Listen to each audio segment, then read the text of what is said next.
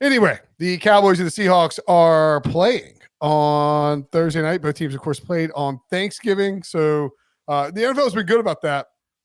If you play, they try to match up these teams that played on Thanksgiving on that Thursday, so somebody's not getting completely screwed by having a short week, and then the other team had a. They do an okay job with it. I mean, they're still screwing both teams. That's two. Of course, yeah, they'll get screwed at some point. Right. Yeah.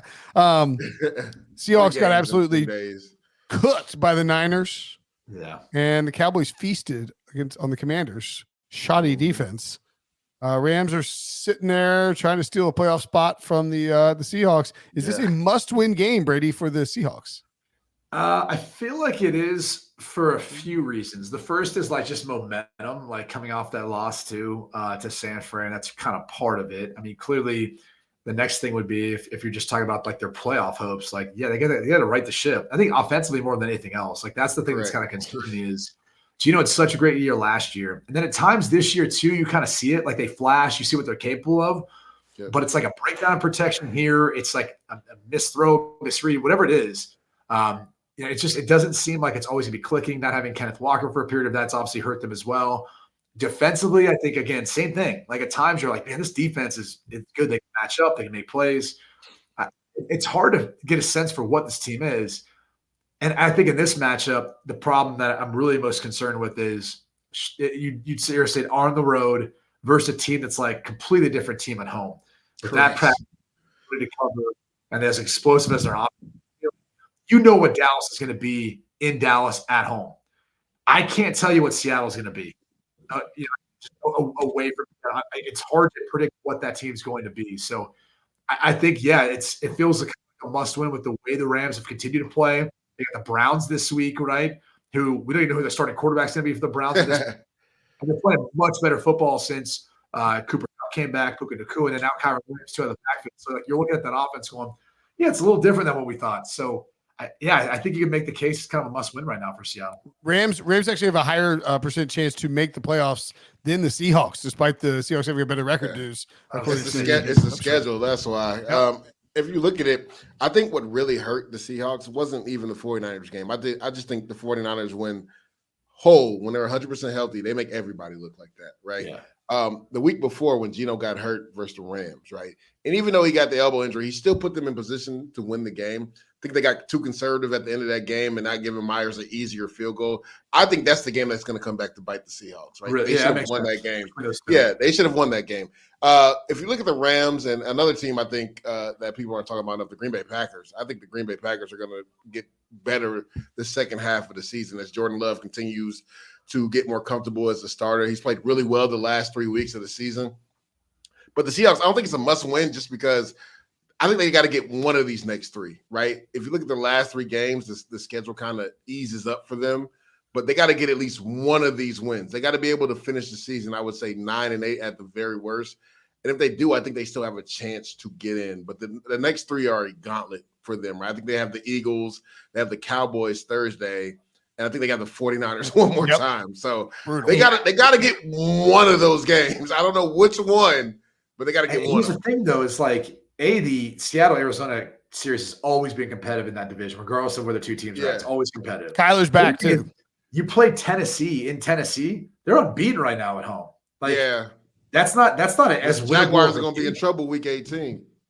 But like, you look through their schedule, like I would make the case, like, again, same thing. If you want to assure yourself a playoff spot, you got to win 4 of their next 6. And with the Cowboys, 49ers, Eagles, at Tennessee, Pittsburgh, at Arizona, I don't know, man. Like, I think you maybe could find 3 wins in there, but that's a gauntlet of a schedule. I believe 2 teams in the NFC will get in at 9-8.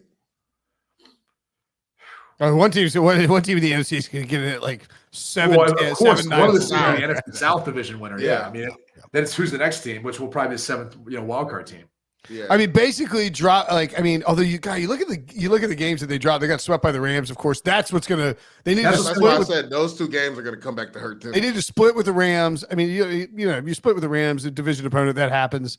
They need to win that. They got a week in Joe Burrow. They should have beaten the Bengals then. I mean, it's just it's tough. The Rams schedule the rest of the way in comparison to Legay's point. I mean, you're in Cleveland this week. Cleveland's coming to you this week. We don't even know who their quarterback's Still Final that Four defense, man. Maybe even Still Myles that Garrett's not defense. there. Yeah. You obviously have Baltimore. That's going to be a tough one. But then Washington and New Orleans at home. And then you have to go to the Giants, to San Francisco, which at that point, But because the 49ers and the Eagles are playing this week, there's a really good chance that they'll know the Niners and the Eagles will know who the 1 seed is going to be. Because if the Eagles win that game, the Eagles are going to be the 1 seed. Yeah. But that's what I'm saying. But if the 49ers win, they got to keep winning. Maybe they need that win at the end, and they play everybody, and that might knock the Rams out. But the point is, like, of their next 6 games, if you really look at it, I think it looks like a path. It's a lot easier than Seahawks. They're not playing starters, so they will only be. They will be favored in all but 2 of those games, and they will be favored in all but 1 of those games if the Niners sit near the starters. All right, so at FanDuel.com, sportsbook.fanduel.com, Cowboys -9, over under 47.5. Who you got? Everybody's picking the Cowboys to win. So who you got against the spread? Yeah, I'm laying the points. I think I have a better idea of what Dallas is going to be at home versus what Seattle's going to be in that environment on the road. So I don't love it. I think you can make a case for how Seattle can keep it within the number easily. But I also feel like we see sometimes, like whether it's San Francisco or Dallas, some of these teams, even Miami's, like when they play at home, it's just a different animal, different challenge. Yep. And there's other teams that go on the road, they don't necessarily perform quite the same way. So I'll lay the points. Well, if you look at it, though, the Seahawks on the road versus NFC teams are 3-0 against the spread this year. Right now, they've struggled on Thursday games. Right, they're 0-3 the last 3 Thursday night games, so something's going to have to give. I just think the big question mark is Kenneth Walker. It's really a true Thursday game, though, right? I mean, they've had basically that's true.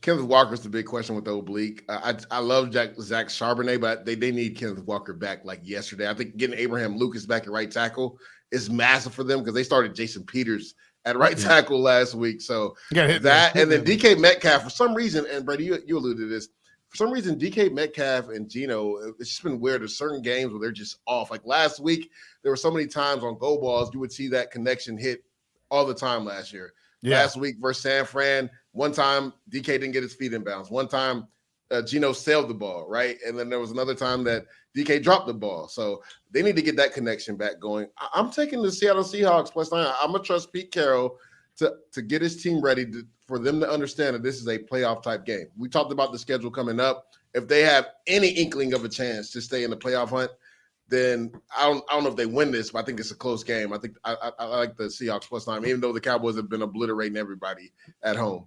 Yeah, I begrudgingly got the Seahawks against the spread as well, but terrified of the Cowboys and happy for my fantasy purposes if Dak Prescott goes BANANANAS.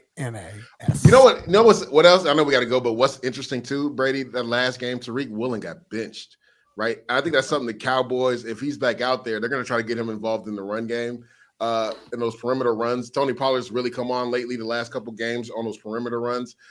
We know Devin Witherspoon's not afraid to tackle. He loves contact. He's such a good player. He's awesome. Yeah. Tariq Woolen is a guy to watch if they put him back in the starting lineup in regards to forcing him to tackle on perimeter runs.